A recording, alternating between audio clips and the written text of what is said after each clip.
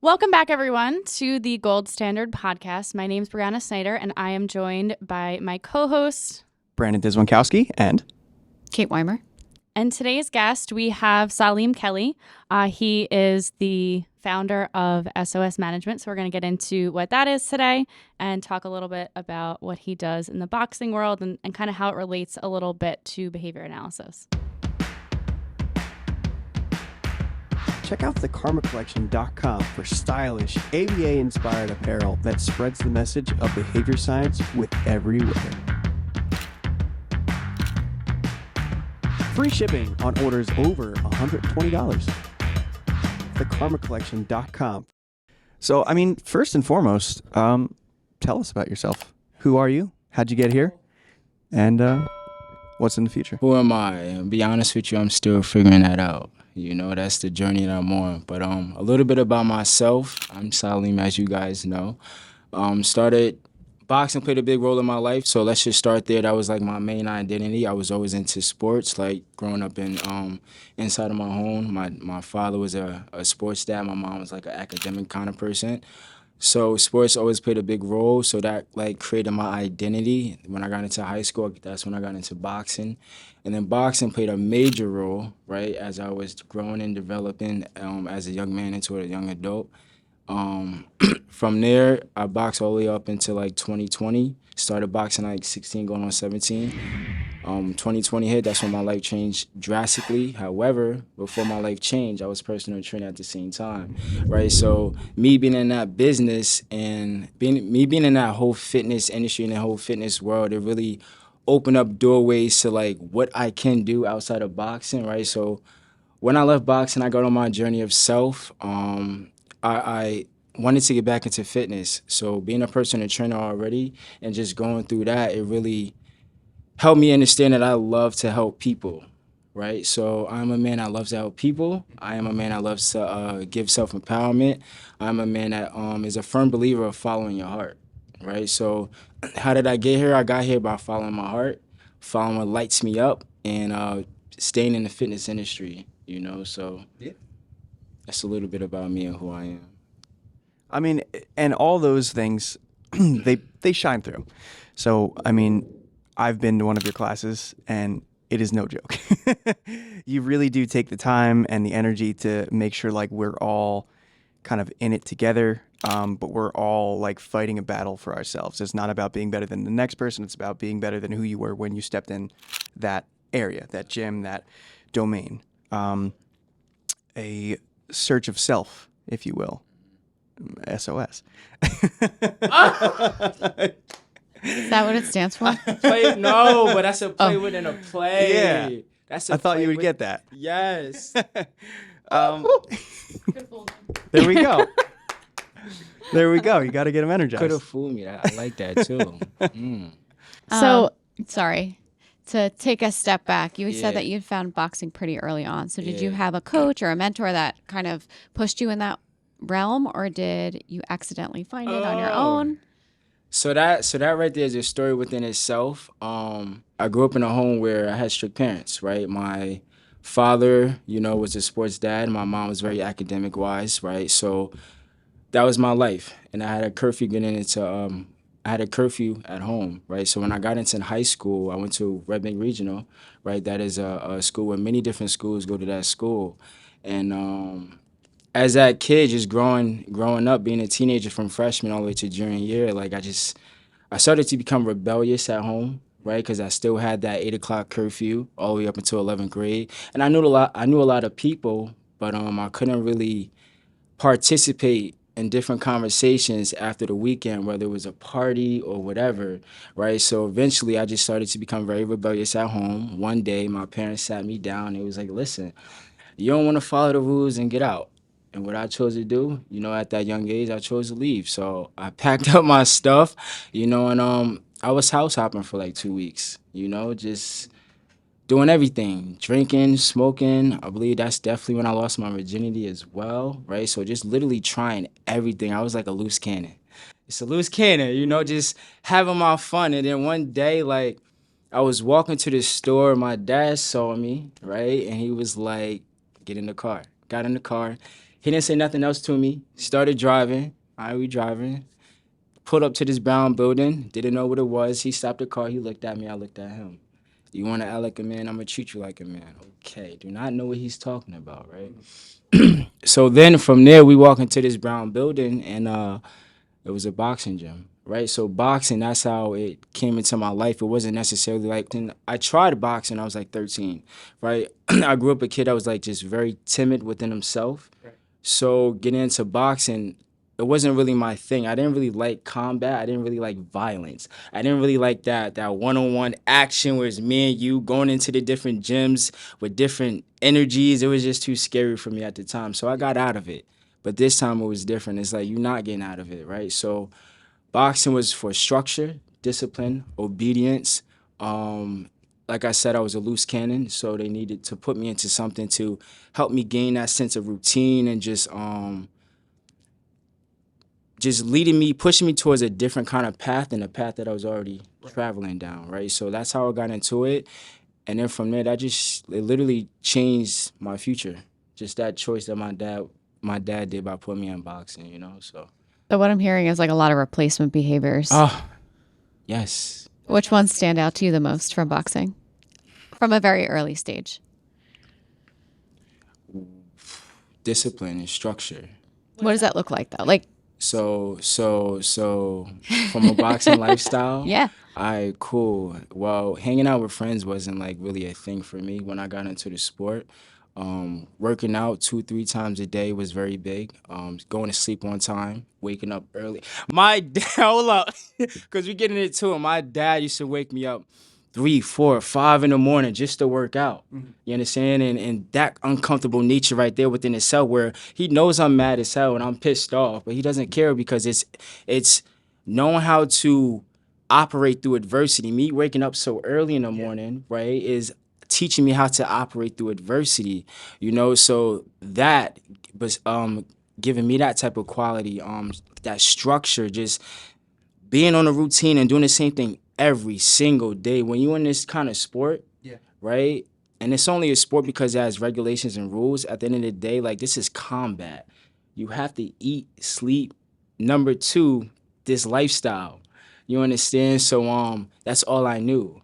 All I knew. And you didn't have any pushback at that point, being that you obviously didn't like rules and regulations? Pushback?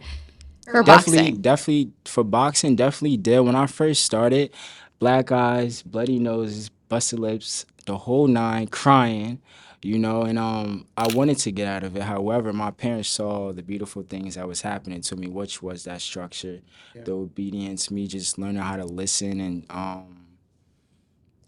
I just wasn't doing the same things anymore that I used to. I wasn't really talking back anymore. Like, I just, my head just became like, I became more focused, I would say, more focused and with a vision, and not just doing whatever in life. Yeah.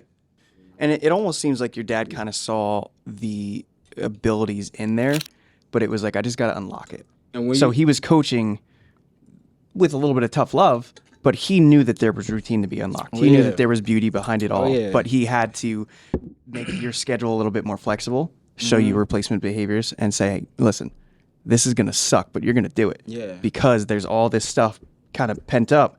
And as soon as you get past this wall, there's a whole world. Absolutely. Absolutely. And sorry, go ahead.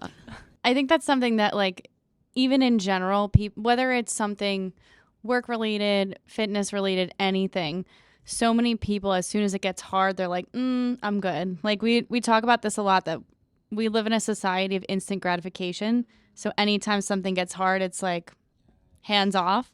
So it's like pushing through that and pushing through to that long-term goal is so much more rewarding. But it's getting over that hump and knowing, and that's where I feel like having that coach comes in, because you're not going to want to do it on your own. I know I don't. Yeah, and it's Saleem that, knows like, I don't. it's that grow through uncomfortability mentality. All of this stuff is uncomfortable. Waking up at 3, 4, 5 in the morning to train is uncomfortable. Throwing punches that you are unsure about is uncomfortable. Moving your body in a certain way is uncomfortable. But you do it enough, you build up a routine, you build up your longevity to do it. And again, you start to grow. You start to become better than you were the day before. It's when you constantly choose that growth though, right? And then it's like through that consistency and that discipline is when it starts to shine through, right? Just constantly putting that one step forward, because that in the beginning you're not going to really see that at all. So that's when you got to really lean into faith and that structure and that discipline and just constantly pushing through. And before you know it, you're going to get to a certain point in your journey where you have the ability to now look back. Right? And you start to realize like, oh man, like I'm really not the same person that I used to be. So that right there becomes your motivation to keep pushing, to keep going, to keep striving to self-develop, because that's what it's all about. You understand? If you're not developing yourself, you're not going to get anywhere that you truly desire, right? You're going to keep going through the same thing and just having this flat line type of life, you know? So Yeah. Do you think you were more apt to accept structure and rules in these difficult situations because you felt like you had purpose? when it comes to boxing, right? So I always had natural talent. Like I was just in sports as an athlete, just an all-around athlete, 1000%. Sports was my thing, and before boxing, football was my dream. You know, so when it comes to that, no, because once I realized that my parents wasn't going to allow me to come out of the sport, that's when something clicked in me, right? So before I sparred my first kid, you guys know what like sparring is? Mm-hmm. Right, so before I sparred my first kid, he was 17, I was 17. I was sparring nothing but adults, grown men. You know, that's what I was getting, those black eyes, bloody noses, busted lips, etc. It got to a point where, okay, I'm tired of going through this. Let's turn up, right? Sparred my first 17-year-old kid, dropped him with a body shot, and that took me to the next level. And from that next level, like it's been like just okay, I gotta win this fight. Okay, from this fight, I gotta win. I gotta get into this tournament, win this tournament. From this tournament, we're going to nationals. I gotta win nationals. So now it's just more so the goals became so relevant in the sport because now like I saw my natural talent in it. I see a dream and vision with it. Let's see if we could do something with it, you know? Right. So And so now, kind of jumping forward a little bit, but so now you're in that like winning mindset. You're getting those victories. How does the hunger to want to win then turn into the love you want to spread to others? Because that's a big jump, right? so you're talking about after boxing now, so not even with boxing. Well, I mean, it's still all kind of related, but like you took something where you were like more hungry to win and want to get those wins and those medals, and now you want to teach others and spread that love and positivity. I'm gonna switch that up because I'm gonna say boxing. It wasn't really the love for the hunger. It gave me a sense of identity. Before boxing, I wasn't really secure within myself, right? I didn't really have that sense of self. I didn't really feel too important, right? I felt like nobody was seeing me. So me getting into boxing, and that's a one-on-one man sport, it allowed me to stand out more with my accomplishments. So it was more so feeding, I guess, the ego part of me, if I look at it now, and just giving me that sense of identity. Yes, the wins were good and stuff like that, but it felt good to, oh, that's Solomon the boxer, and just people just knowing who I am. So when it comes to that, that was my real intentions in that while I was boxing at the same time.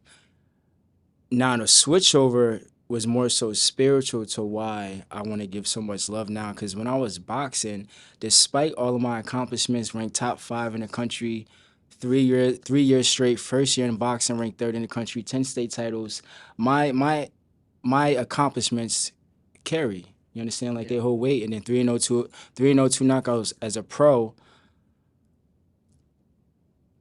Throughout all of these accomplishments and just my years of boxing, I never fully believed in myself, like at all, right? Even before life itself, like even before boxing and life itself, I didn't fully believe in myself. And me being in a sport, when I get to a certain level, let's just say nationals, 'cause I only have 2 losses in Jersey in my 5 years, right? Very controversial, but it's cool. The rest of my losses are at nationals, and it wasn't necessarily, and I was always the type of fighter where I'm going to make it towards the end of the tournament. quarterfinals, semifinals, finals. That was me.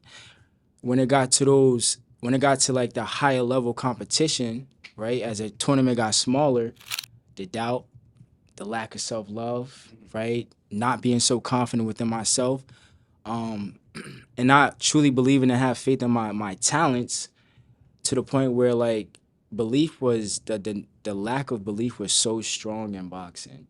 So while I was going through a lot of trials and tribulations and then making that final decision to get out of the sport, the cherry on top was because I didn't believe in myself, right? So one being my ex left me, then my grandfather passed away, then I was just going through a lot of things as a professional fighter outside of professional boxing. And once I made that final decision, I chose to leave.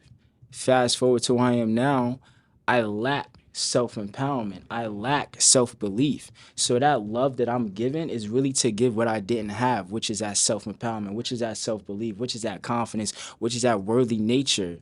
You understand? Where you could look good on the outside to the whole wide world, but on the inside, like, you're broken and damaged. So I was that fighter where I was very broken and damaged. I fought off of heart, willpower, natural talent, not full belief. And because I had the heart, the willpower, the natural talent, it allowed me to obtain a lot of my accomplishments. And I still use the same qualities now in life. However, now I have self-worth. But it's always improving. I wouldn't say I fully but I'm definitely at a much more grounded nature within myself, of knowing myself and who I am and my own power and my own gifts, right, through my trials and tribulations. Right. Confidence is definitely a funny piece, right? Yeah. In terms of making it. Yeah. But I do want to go back to something that you had said, a sense of belonging. So as humans, we definitely crave that community feeling. And being a kid who was quote unquote lost or just felt like he didn't have that purpose, do you have any advice for families who may be experiencing the same type of situation with their child, or maybe their child is emitting similar behaviors? The power is you, like 1,000%. The power that you seek is within you. So what I mean by that is focus on yourself. Literally focus on yourself, because what's for you cannot be broken, nor destroyed, nor taken from you, right? So let's just say, for example, if you're trying to be friends with a certain type of group of kids and they're not like compatible or just in alignment with you, your values, and who you are, don't try to force it, because you're going to find your group of people, especially when you continuously bring that intention and focus to your own self, to your own development. Everything else is going to follow.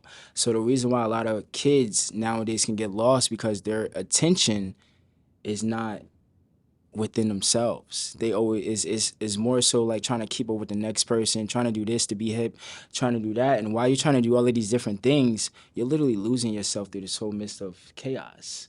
You understand? And you get to a point where something just triggers a moment where you realize, like, oh, I'm deep in this. You understand? So the advice I would give anybody, kids, adults, doesn't matter who you are, focus on yourself. Focus on yourself and everything's going to follow. Would you encourage parents to assist their children in finding a sense of community?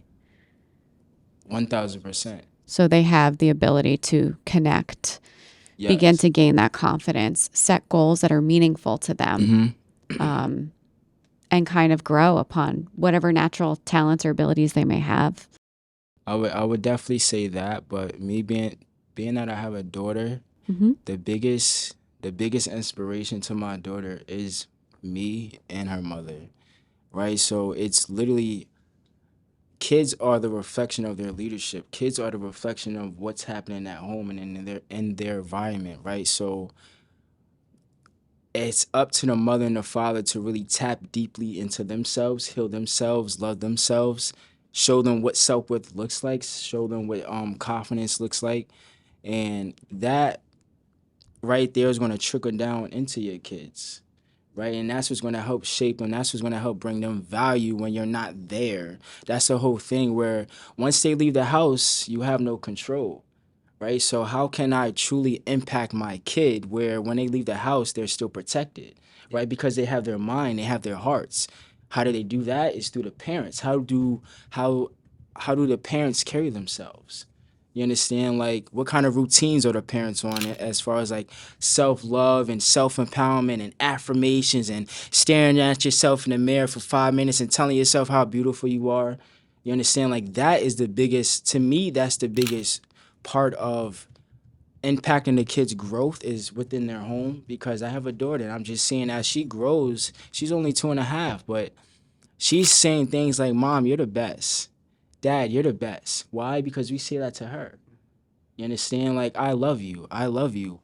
Why? Because we say that to her. Every morning, like every rising, affirmations, we throw the affirmations on, and just her, and we purposely meditate in front of our daughter. We purposely work out in front of our daughter. We purposely sit down and journal. We purposely have discussions that are hard conversations in front of our daughter to teach her, right? So watching my daughter develop and me being a first-time father, I'm literally saying, okay, what really truly impacts a kid before they leave that home? And what I'm noticing is it is that home foundation, and it starts with the parents, because me once being a kid myself, and I'm still that kid because you all have that inner child. It's like, if I reflect back on my journey, a lot of my traumas and trials and tribulations came from back at home and when I was a kid, so it was all very interconnected. But I will say that the parents are like the foundation to allowing a community to be formed. So a lot of these strategies and coaching tools that you use, is this something you've picked up along the way from your own coaching experience, or is a lot of it from things that your father's instilled in you? I got a lot of it from boxing. A lot of these qualities that I have definitely came from boxing, just being embedded into me over the years of repetition, right? But when it came to like leaving the sport, it was very traumatizing experience for me at first, right? What set the tone was my ex leaving me. That's what set the tone of my self-development journey, right? Beforehand, it was my first intentions in the beginning of my journey back in 2019, 2020 was to get her back, right? Understand that if you want to get a woman back, right, you got to change within yourself. You can't keep coming up, showing up as the same man, expecting things to be different. So having that type of mindset, especially having a track record of constantly going through the same shit in relationships, I'm like, all right, I'm the problem, clearly, so I got to change, right? So this is what actually kickstarted my journey. So the first 3 months, it was about trying to get her back. So that's when I started to read books. The first book that I read was The Way of a Superior Man. That was a very powerful book within itself. Read a lot from it, from relationships to how a man should show up to posture to everything, right? And then it got to a point where I wanted to show that. I wanted to go try it out, with my ex at the time. And 3 months go by, and this is when I'm already like, I changed the music that I listen to, because I feel like that plays a major role. The music you listen to, the friends you hang around. I started to connect with more individuals who were on that type of self-empowerment journey, right? So that was a major part of my journey at first. And but my intentions was to get my ex back. However, as time went past, tried to get her back, got a new number, and she blocked that number too. So that's when I finally had to let her go. However, I was already embedded into this way of living, right, which was self-development, so it became a choice. I chose to be this person. It wasn't, yes, boxing played a major role to the qualities that I have, but when I left boxing, it wasn't because I truly wanted to, it's because I was going through a lot of things, right? One thing led to the next, and because I constantly chose to self-develop and to grow within myself, even after my ex and really closing that chapter, it led me to different versions of myself that I was falling in love with, So I just became very hungry for growth. Now it's like, it's just repetition. It's second nature for me. It's like, I always got to put myself in the situations and around people who are going to challenge my growth and who are going to expand my mind, so. And I think that's big too, because as a coach, you don't just talk the talk, you also walk the walk. Like, we talk about it even, in our jobs, that we never ask someone else to do something we wouldn't do. So, and I think it's powerful in what you do, because that's why the clients that you work with have the success that they do. It's not just like they're never on a hamster wheel. They're not just starting, stopping. They're actually progressing in a way that is systematic, and they're not falling backwards into the old habits. Absolutely. From a coach perspective, I will say that reporting out and self-monitoring seems to be a large part of who you are, and just listening to you talk. I also know that this is a very difficult realm for people to master in terms of behavior, because it takes a lot of being upfront with yourself and being very uncomfortable. Was this something that you were always willing to do and wanted to do, or was there like a turning point for you where you were like, my behavior is sucking, how can I change it? Turning point for sure, because even though I was as successful as I was in boxing, I was still like a certain type of man, right? I wouldn't say I was that a great role model as a man, and just how I handled myself, how I, treated women at the time, and like relationships and stuff like that, and just as like a friend and a son. I wouldn't say I was that type of role model. So it was constantly going through the same thing, literally. Right? 15 Invaluable Laws of Growth by John Maxwell. He speaks about experience is not the best teacher. Evaluated experience is the best teacher, right? So me constantly going through the same thing over and over, and always going through heartache and hurt and crying and anger, and I just got tired of it, right? So it became a choice to want better, and to want better, you got to choose different. Right? And me having that type of awareness is that choices matter. It literally creates your future. It literally creates who you are, where you're going to go in your life, right? So if I kept on making the same choices, I wasn't going to grow. And me growing up around a certain type of people and living a certain type of lifestyle, I could see where my life was headed, right? So it's like I had to take the driver wheel and just make different choices. As a coach, how do you lead your coachees to be comfortable with self-evaluation and changing their behavior to better themselves? Life is all about self-development. I feel like if you're not growing, you're dying, right? Every time you rise in a rising time, you should always have the mindset to grow within yourself, because you don't know everything. You didn't fulfill everything within yourself and within this lifetime, right? So just having that type of awareness, you should always strive to want to see what else you're capable of, what else lies within your own greatness of self, and constantly putting good out into the world, right? Like that should be part of your purpose, is putting good out into the world. And that job is never ending. Self-development is never ending, so make the most out of your days when you rise. And when you start to become better within yourself, you start to see that change. You start to see growth. You start to have that sense of purpose, right? You start to have that sense of motivation where you're no longer, it's no longer like, it doesn't feel like a chore anymore. It's exciting, right? You get put into different experiences around different people, right? So it's the awards that come from self-development and growing within yourself. And that's what I definitely try to instill onto individuals I work with, right? But also like my own family and everybody that I come across. Always grow within yourself, because that's where it's at, What I will say too is, even speaking from like personal experience, obviously, everyone knows that I've quoted you however many times. Anyone that listens to this podcast knows that I've said things, things that you've said to me or whatever it may be. So even from personal experience, I would say any of the clients that you work with, it's not like an aversive, hostile environment. Like Kate and I have talked about that before, that a lot of people just getting to a gym or going to a gym is intimidating. And then when you get there, you have that trainer that doesn't really give a shit, or you have the trainer that they're a hype person, but if you're not the favorite, that's, you're on your own. And I, speaking personally and seeing the growth that you have with your clients, I think that just speaks within itself, because you don't make people feel that way. It's not an aversive thing. You meet people where they're at, you make them comfortable, and it's a judgment-free zone, and it allows for people to want to continue to grow and open up and really want to be aware of their own behaviors they need to change.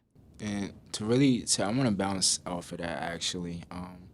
I'm a firm believer that everybody has a gift. Literally everybody. It doesn't matter who you are, what's your skin color, everybody has a gift, right? And until you start to focus on yourself and you really start to love yourself, you're never going to really find out what is your gift, right? So me being a teacher, trainer, coach, everything in between, a part of my purpose is to remind you or to spark something in you to see your own gifts, right? And then from there, that's when you're going to find your own superpower. That's when you're going to find your own sense of confidence. That's where you're going to find your worthiness, right? And not so much worry about the next person and comparing yourself to the next person, because all your focus is on yourself. So yeah, I love to help people look within themselves. Yeah. And I feel like that's where everybody should go, is within. And that's where change would truly happen, so. And I think the most powerful piece about your coaching style is you've been to the lowest lows. Oh. And you've been through all the trials and tribulations. You've seen the dark side of life. You've experienced the uncomfortability. There's a lot of people who coach outside of their scope, and they'll try to get you to lose 50 pounds when they never gained more than 60 pounds. Or they'll try to get you to do certain things that you've never even experienced, but you yourself have done all of those things. So when you're coaching and you're modeling and you're training, you're speaking directly from the heart. And again, as someone who's been to one of your classes, it shines through because you're not just saying, all right, no, I want you to hit the bag. It's like, no, I want you to make these steps. Hitting the bag isn't even the key right now. I want you to work on your form. I want you to work on your focus. When you hit the bag, how is your body responding? So it's that deeper dive as a coach, that you're taking everything that you've experienced and everything that you've done, and you're instilling it into the people that are getting coached by you. So again, from that personal experience and that personal standpoint, you've modeled it all because you've done it all. So getting a coaching lesson from you, it was mind-blowing because, again, there was so much heart, but there was also so much experience behind it because you've done every one of the steps. So you were saying, I know you can because I've done it. I've done the uncomfortable work, and I'm watching you do it, and I literally can see 5 steps ahead of you. And it's not just that. It's also the fact that I was very insecure. Like, I know what that side of the spectrum looks like. Yeah. I know how that person acts. I know how that person may think about themselves because I was there, So being that I was on that side of the spectrum, and just going through what I've been through to get to who I am now, I now know how to guide a certain individual from one vehicle to the next vehicle, from one destination to the next destination. That's just going off of my personal story.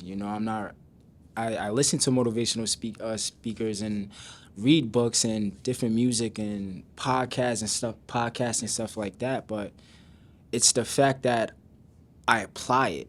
Yeah. It's one thing learning, you understand, but it's another thing applying it. It's one thing having knowledge, but wisdom can only become wisdom once applied. So what sets me different from the next person is that I'm going to apply the things that I learn. I might fall 1,000 times before it actually just clicks, but I'm always going to attempt to apply it to the point where, like, now, that's just what it is. And again, a lot of what we do is you change your environment for success. Yeah. What you did is you took all of the environments that weren't working for you, and you didn't just talk about how you needed to get out. You got out, and you made a better environment. You made a more positive environment. And that's exactly what we try to do every single day is we take that environment that doesn't work and we figure out what can we implement, what can we change, what can we rework to make this environment a healthier or safer or more open environment for these new skills, these new opportunities to flow through.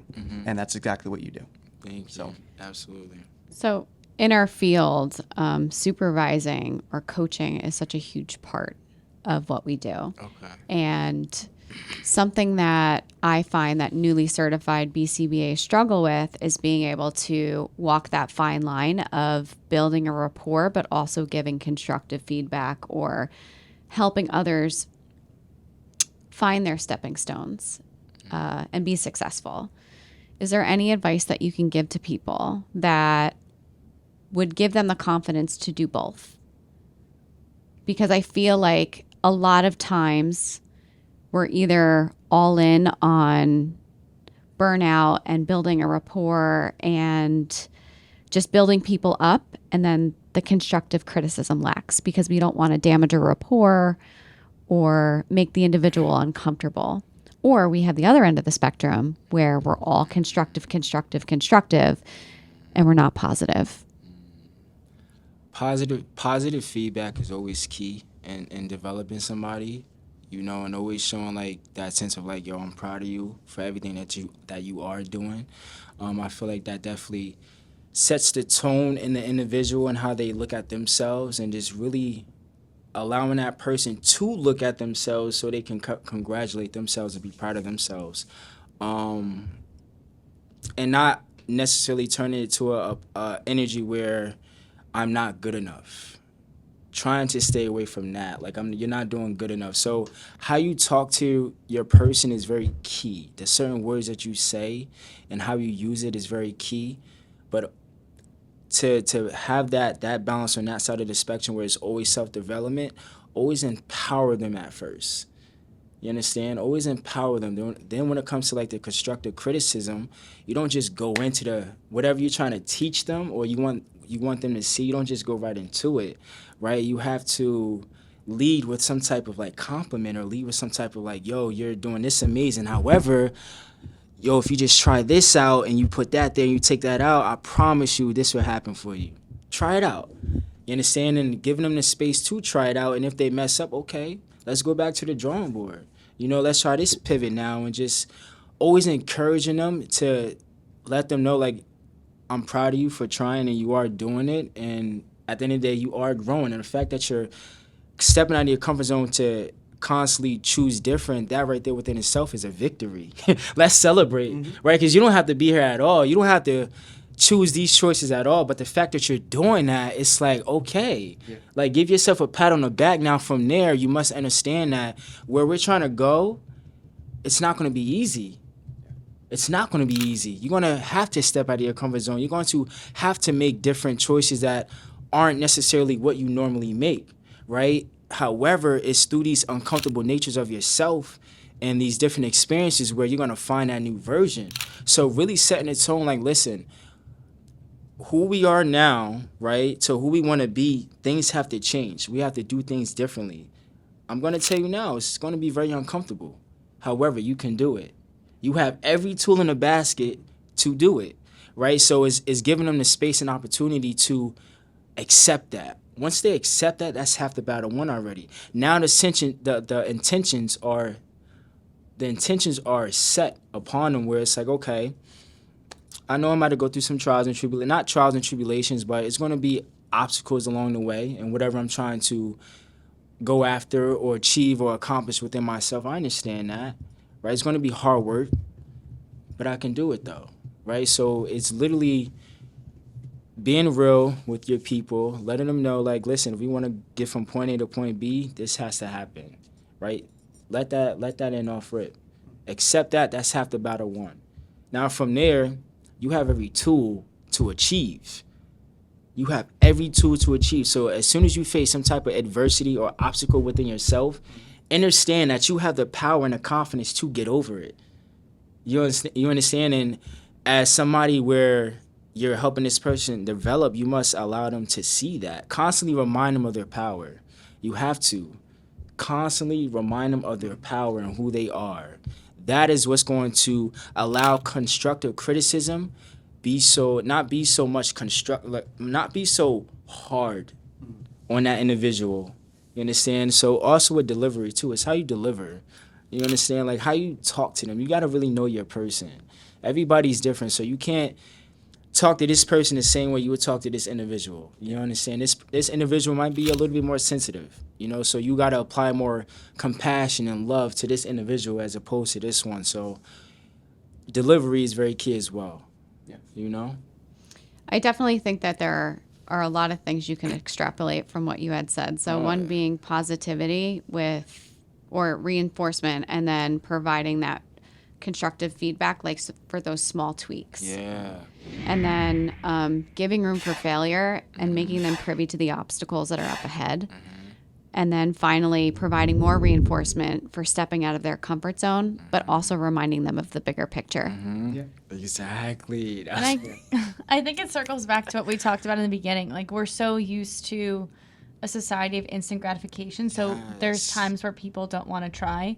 And, having that coach or having a supervisor or a mentor in your corner is huge because they'll be able to help push you out of your comfort zone if you're not able to be honest with yourself at first. 100%. Because, again, you could get a million people who walk in the gym and they say, you know what? I want to look like Brad Pitt from Fight Club. That's always going to be their first move. Yeah. And then as soon as they hear, all right, we have to do these couple things first. And they're like, no, but that's not going to make me look like Brad Pitt. But they're stepping stones. Yeah. So as soon as you start to give that, again, that instant gratification goes out the window. Oh, you can't make me look like that? Yeah. I'll go to somewhere else. Yeah. But you're giving them all the tools. They just need to accept it, just as you said. It's accepting it, but it's also what I feel with coaching is you knowing your person so much that you know how to move with them. Right? Like, you can't put so much onto a person that's not really ready for it or mentally prepared for it, because you can scare a lot of individuals away. Yeah. You understand? So that as well truly matters, really knowing each individual and what you can bestow onto them in regards of, like, knowledge and wisdom and how to just lead them and giving them a sense of plan and how we're going to maneuver about this plan to get to where we need to get to. Right, so that as well matters, just know how to move with your people, 100%. Depending on who they are. So, we kind of covered your story. We covered your beginnings. Where do you see it going, or where would you like to see it go? All right, so fitness has been my thing for so long. Like, even like growing up as a kid, like fitness has always been my lifestyle, from track to wrestling to football to even being in boxing, and then even like getting out of the boxing world, diving into fitness. So fitness has definitely been like my genre for a major part of my life. However,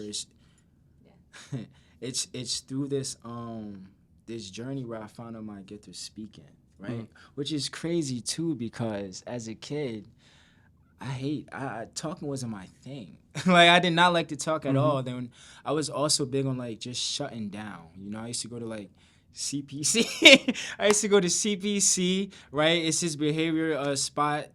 You guys probably don't know where it's at, right, in Jersey. However, I used to go there. That's what we do for a living. Right.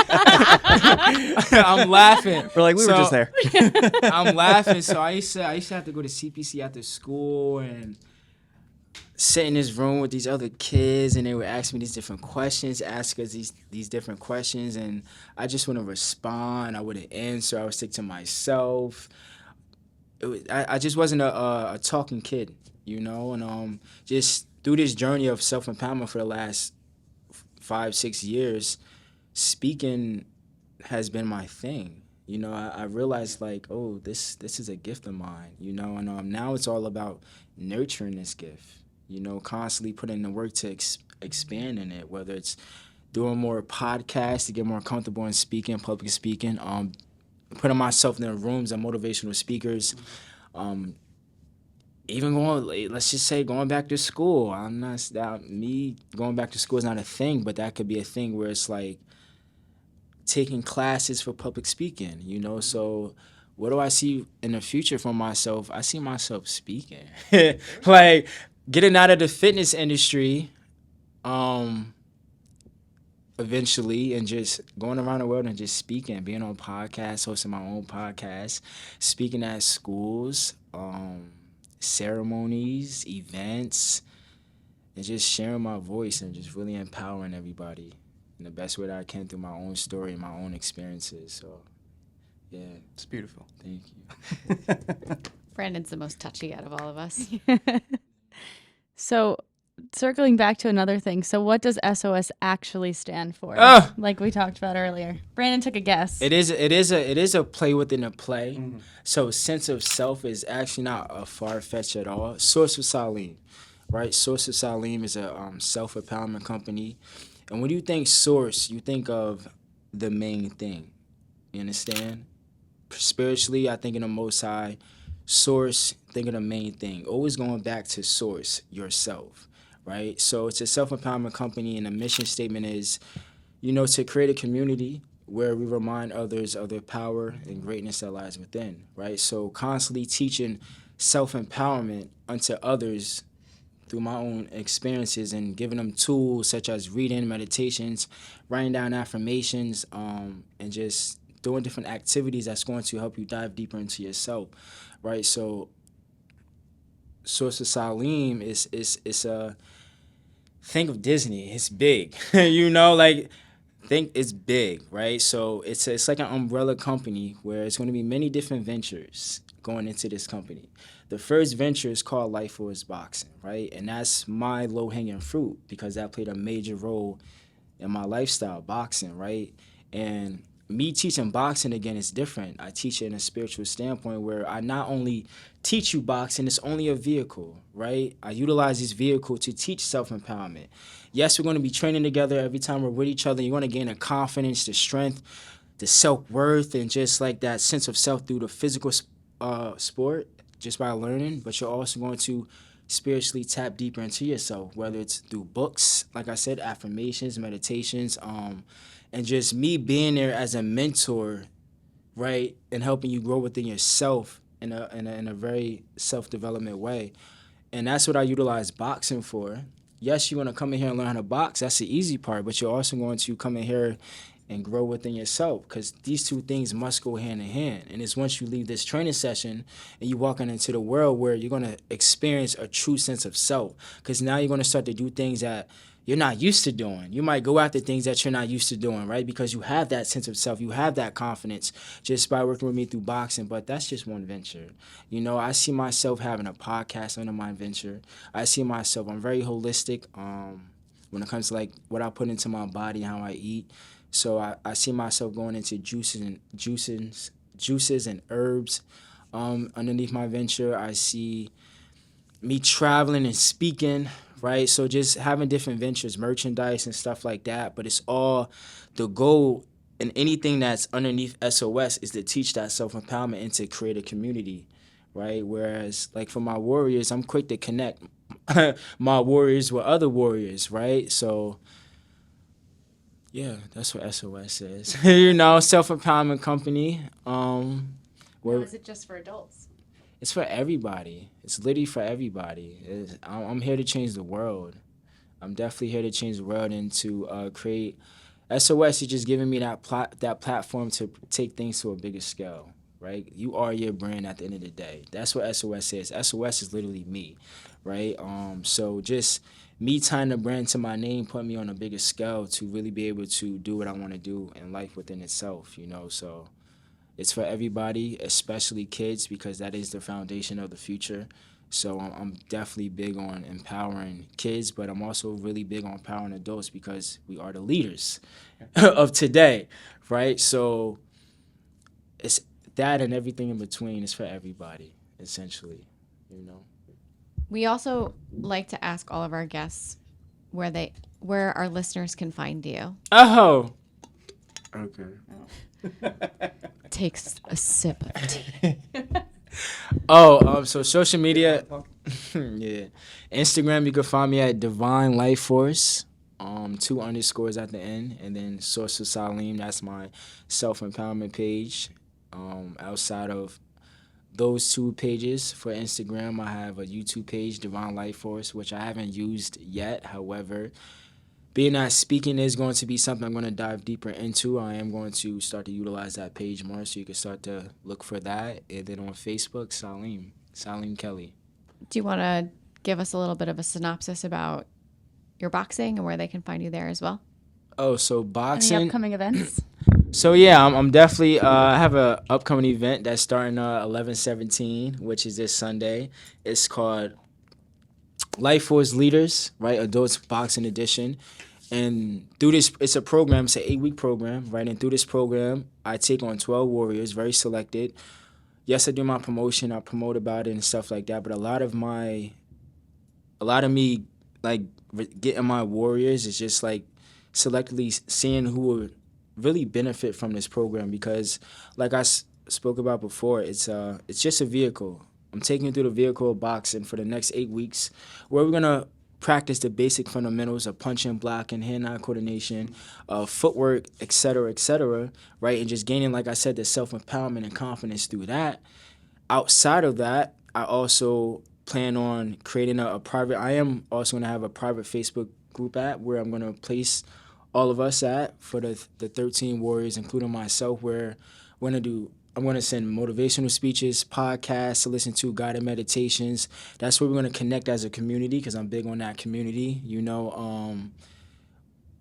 talking about the books and stuff, where I'm going to be posting boxing videos and tips, and just me doing my own random rising ritual routines. When I say rising ritual routines, I'm talking meditation, writing down affirmations in the morning time, not talking to anybody, creating my green juice, creating my green smoothie, making my cayenne and ginger shot. So that's like a rising routine. So definitely implementing that onto the warriors that's going to be in the program, just being able to set the tone for your day. And I'm very big on setting the tone in the rising time, because that is what's going to carry you out for the rest of the day. So also, like, just giving like the route to a better version of yourself. So this program is not only to help develop you as a fighter, it's also to help develop you as a person for the next 8 weeks. So the goal is, when you first walk into this program, you're not going to be the same. You're going to go through a complete transformation by the end of 8 weeks, not just physically as a fighter, but spiritually as a person. I'm very excited, and I really love the group that developed with this one. It's exciting, Sounds awesome. Yeah. Now, outside of those classes, are there other ways people could train with you? Oh yeah, we do. We do private training, one-on-one training, group sessions as well. Very easy to get in contact with me, whether it's through my social media, finding me out on there, or if you know somebody that might know me, Outside of that, yeah, I do private training, Do you have any advice for other entrepreneurs that are just starting out? I'm still in the beginning. Hold on. Okay. Listen. Exactly what I said in the beginning, except that this journey is not it. I said this to you, actually. Many are called, few are chosen, even fewer rise to the occasion, right? So it's not necessarily becoming successful and becoming an entrepreneur and having that business. It's more so being able to persist through all the trials and tribulations and obstacles that you're going to face. What I'm realizing now, that this shit is a lot. It's complicated, right?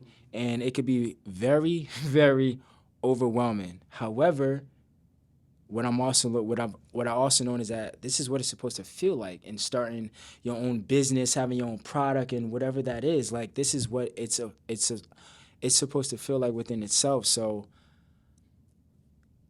you have to be able to weather the storm. And it's when you start to weather the storm and you see yourself constantly overcoming these different obstacles is when you're going to realize, like, everything is going to fall into place. And then I'm a firm believer in, it's not how can I get to the next level, it's who can help me get to the next level, right? Somebody like Brianna who's helping me out tremendously in building my SOS brand and stuff like that. Whereas it's not how can I get to the next level, it's who can help me. So really reaching out to your who's and being vulnerable and allowing other people to help you build yourself up, build your brand up. So definitely it's gonna be a fight. It's going to be a fight. However, on the opposite of that fight, on the other side of it, is your business, is anything and all things that you want to achieve. You just got to keep persistent, keep pushing. It's complicated, but it's going to figure itself out. The moment you give up is when it's all over. So just don't give up. Do not give up. You have a vision.